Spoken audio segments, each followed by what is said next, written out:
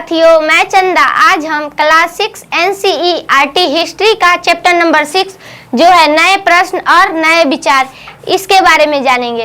तो इस चैप्टर में हम मुख्यतः जानेंगे बौद्ध धर्म यानी गौतम बुद्ध के बारे में, उसके बाद जानेंगे उपनिषद के बारे में, उसके बाद बिहार के बारे में जानेंगे, उसके बाद संघ के बारे में जानेंगे, उसके बाद हम जानेंगे जैन धर्म यानी महावीर स्वामी के बारे में और 4 आश्रम के बारे में जानेंगे। तो चलिए हम सबसे पहले जानते हैं बौद्ध धर्म यानी गौतम बुद्ध के बारे में। तो यहाँ बुद्ध की कहानी को दिया गया है। तो बुद्ध शब्द का अर्थ होता है ज्ञान। अब चलिए जानते हैं बौद्ध धर्म के संस्थापक की बात करें तो वो थे गौतम बुद्ध और बौद्ध धर्म की पवित्र भाषा थी पाली। तो चलिए देखते हैं अब गौतम बुद्ध के जीवनी को। तो गौतम बुद्ध का जन्म 563 ईसा पूर्व नेपाल स्थित नेपाल में तराइन स्थित कपिलवस्तु के लुम्नी ग्राम में शाक्य कुल में हुआ था। यानी गौतम बुद्ध का जन्म नेपाल में तराइन स्थित कपिलवस्तु के लुम्नी ग्राम में शाक्य कुल में हुआ था। और इनकी माता की बात करें तो इनकी माता का नाम था माया, जो इनके जन्म के 7वें दिन ही उनकी मृत्यु हो गई थी। तो इनका लालन पालन इनकी सौतेली माँ प्रजापति गौतमी ने किए थे, जो इनकी मौसी भी थी। तो और इनके पिता की बात करें तो वो थे शुद्धोधन, जो शाक्य गण के मुखिया थे, और इनकी पत्नी यशोधरा और इनके पुत्र था राहुल। तो अब इनके ज्ञान की प्राप्ति की ओर चलते हैं, इनके बारे में जानते हैं। इनको ज्ञान की प्राप्ति कहाँ से हुई? तो इन्होंने 29 वर्ष की अवस्था में गृह का त्याग करके साधु के रूप में उन्होंने इधर उधर भटक कर ज्ञान की प्राप्ति के लिए भटके। तब उन्हें वैशाली स्थित एक गणितज्ञ थे अलार कलार, और एक और थे राजगीर के रुद्रक्राम पुत्र, इनसे उन्होंने दीक्षा ली और 6 वर्ष की कठिन तपस्या के बाद इनको ज्ञान की प्राप्ति हुई। तो इनको ज्ञान की प्राप्ति कहाँ पर हुई इसके बारे में जानते हैं। तो इनको बोध गया में फाल्गु नदी या निरंजना या पुनपुत नदी के किनारे इनको बैसाख के पूर्णिमा के दिन ज्ञान की प्राप्ति हुई। तो इनको पूर्ण रूप से ज्ञान की प्राप्ति 35 वर्ष की आयु में हुआ था। तो चलिए अब आगे जानते हैं इन्होंने ज्ञान की प्राप्ति के बाद सर्वप्रथम उपदेश कहाँ दिए थे। तो इन्होंने ज्ञान की प्राप्ति के बाद सर्वप्रथम उपदेश सारनाथ में 5 ब्राह्मण सन्यासियों को दिए थे। तो चलिए अब उसको देखते हैं। तो उन्होंने पहला सन्यासी था भद्री, इनको उन्होंने उपदेश दिया। उसके बाद दूसरा ब्राह्मण सन्यासी था वप्पा, इनको भी उन्होंने उपदेश दिया। तीसरा था असजीत और चौथा था महानाम। उसके बाद लास्ट जो है 5वां वो था कौंडिन्य, इनको उन्होंने वहाँ सारनाथ में ज्ञान की प्राप्ति के बाद उपदेश दिए थे या वाचन दिए थे। उसके बाद बौद्ध धर्म के त्रिरत्न की बात करें तो वो है बुद्ध, धम्म और संघ। ये तीनों बौद्ध धर्म के त्रिरत्न थे। और बौद्ध धर्म में पवित्र दिशा भी थी, तो वो थी दक्षिण। यानी बौद्ध धर्म की पवित्र दिशा की बात करें तो वो था दक्षिण।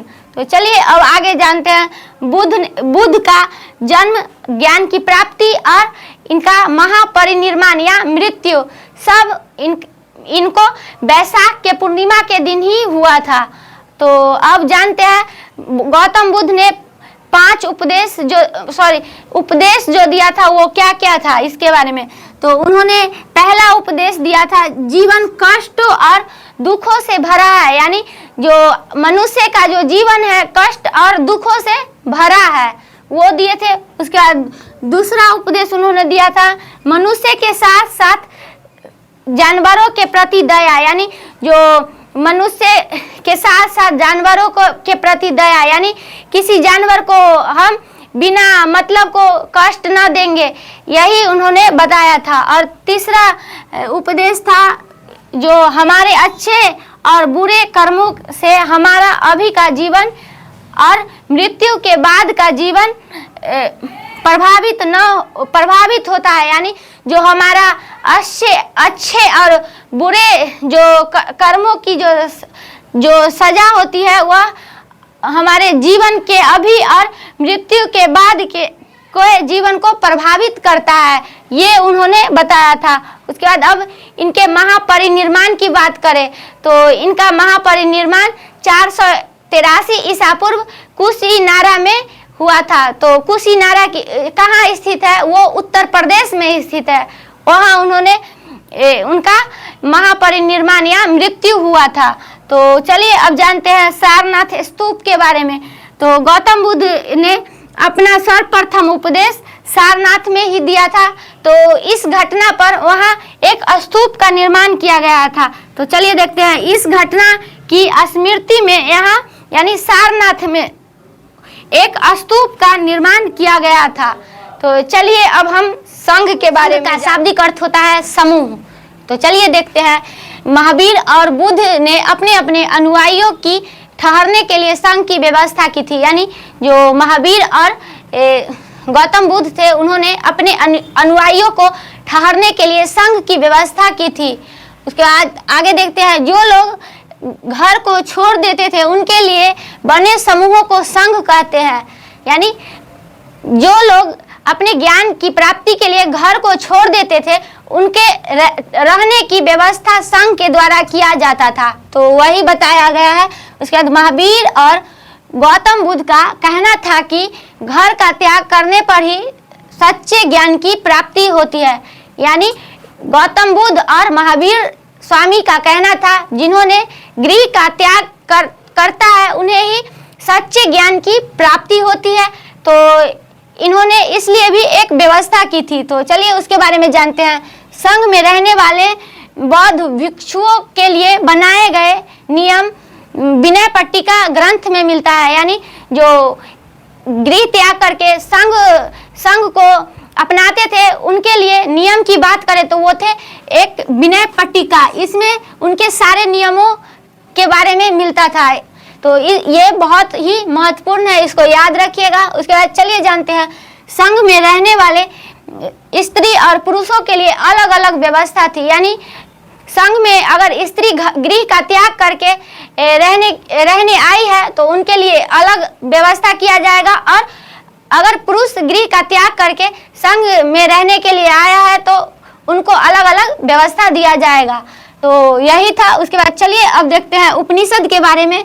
तो उपनिषद का शाब्दिक अर्थ होता है गुरुओं के समीप बैठना। यानी जो उपनिषद में जो गुरु थे उनके समीप बैठना ही उपनिषद का शाब्दिक अर्थ होता है। तो चलिए देखते हैं उपनिषद उत्तर वैदिक ग्रंथों का हिस्सा थे। यानी जो पिछले दिन हम बताए थे उत्तर वैदिक ग्रंथ में 3 वेद आते थे, तो उसी का हिस्सा की बात करें तो वो उपनिषद था।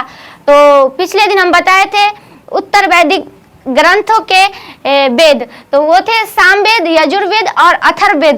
तो इसमें एक और अब हिस्सा आ गया है, वो है उपनिषद। तो चलिए अब जानते हैं उपनिषद में क्या बताया गया था। तो इसमें गुरु और शिष्यों के बीच संवाद को विभिन्न तरीकों से दर्शाया गया था। यानी जो गुरु होंगे और शिष्य होंगे उसके आपस में जो विचार करते हैं, संवाद करते हैं, इसके बारे में उपनिषद में ज़्यादातर बताया गया था। तो चलिए अब देखते हैं उपनिषद की रचना के बारे में।